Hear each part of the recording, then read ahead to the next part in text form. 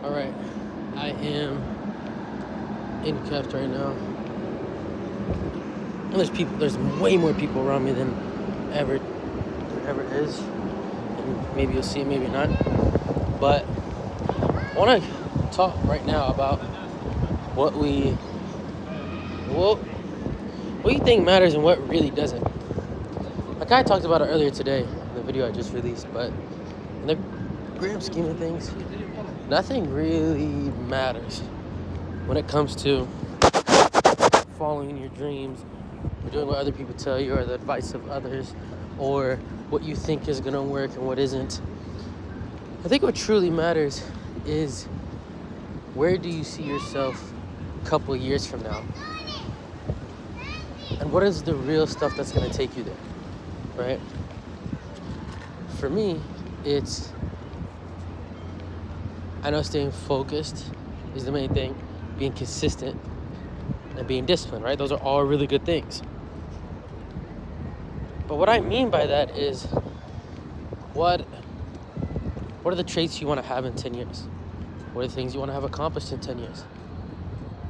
And do those things that get you there, right? If being charismatic is where you need to be in order for you to be the best door-to-door salesman you can be, then do that.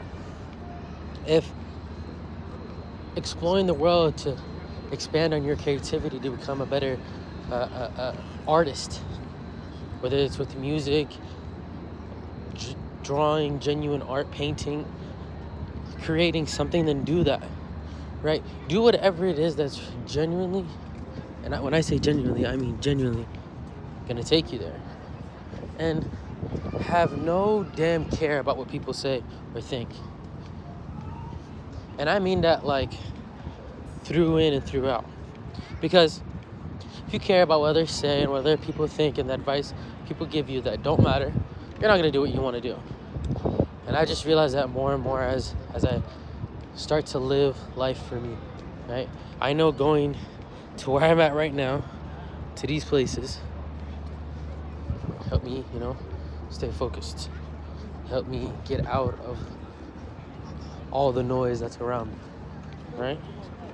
I realized that doing me and just focusing on me, and I'm like low key right now, a little bit, I don't want to say agitated or nervous, but because there's people around me and I'm recording, I feel some type of way. I'm not even gonna lie to you. And I don't want to get that picture. And that is 100% normal to feel that way. To feel that it's weird doing what you're doing. And it's a little off-putting, right? But screw it,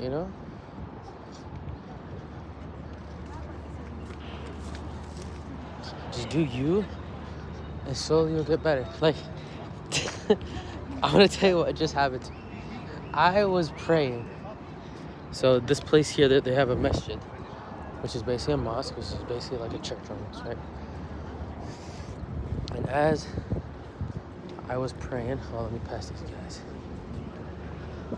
Don't want to get them in the video. Gotta be respectful. But as I was praying,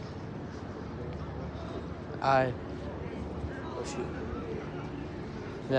I was praying, there was a lot of Pakistanis and Indians, and I'm not saying they don't know how to read or write in Arabic, but sometimes it's better for someone who knows and has a better accent, knows how to read and all that kind of stuff, to be the imam, which is the leader of the prayer, whatever prayer that they're doing. And I was the only real Arab guy. There was an Egyptian guy there, but I don't know why he didn't do it. And they obviously heard me talk in perfect Arabic, so they were like, "Oh, you do it." I was like, "No." They pressed. I was the only guy they pressed, so I ended up doing it. And I always want to be the imam. I like being it. I love being it. But this time, usually I recite when I walk to the masjid just in case. I just recite whatever I know. And this day I did not, because you never really think it's gonna be you. But it was me this time. And I fumbled. So it's the Fatiha even, I didn't mess it up. but my mouth got dry midway, and I was just like, what is it, like salat salat al-mustaqi, and then I just kept messing up or just fumbling. And then Surah al-Baqarah, I know it, not all of it, but like from the first verse to like the 26th or 25th verse, I know it by heart, but I couldn't say 3 verses. Like, I genuinely couldn't say 3 verses, and they helped me. They were trying to help me, and I just didn't know it. I restarted the whole thing, and I just got in like 4 or 5 verses, and I was like, all right, I'm done, and that's it. And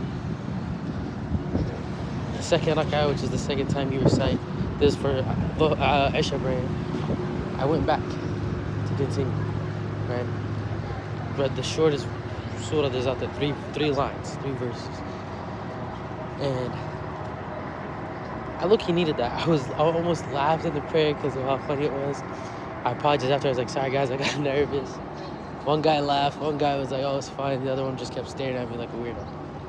But needless to say, that's something I wanted to do. And sure, I screwed up, I messed up. Right? But like, who cares? It's something that I wanted to do. Now, if my friends are here and they made fun of me, yeah, it'd be funny, you know, friends, that's what you do, blah, blah, blah. But sometimes you can take that discouragingly and it messes things up for you. So, really just do you.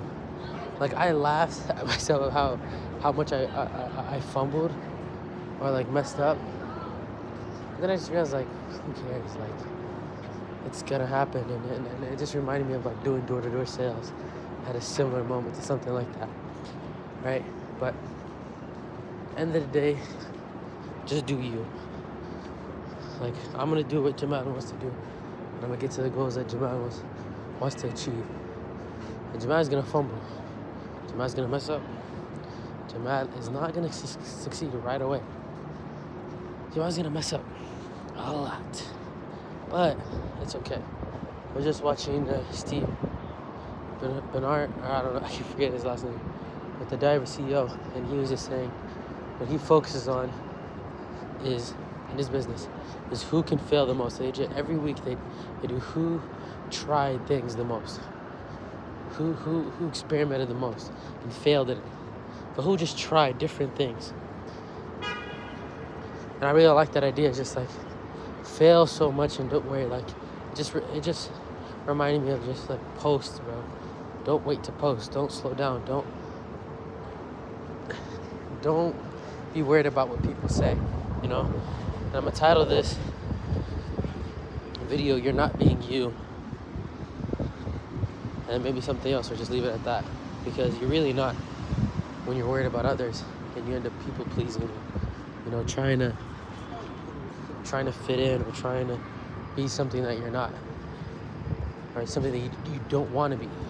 So that's why I'm gonna leave it at that. Just be you.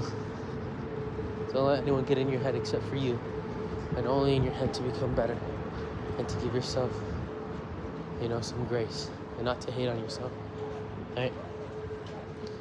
And I know I said I'm gonna end it off here, but one example for me is, I'm not gonna tell you what it is, but if you know, you know, and not a lot of people are gonna know. But I used to make music, and maybe one day in the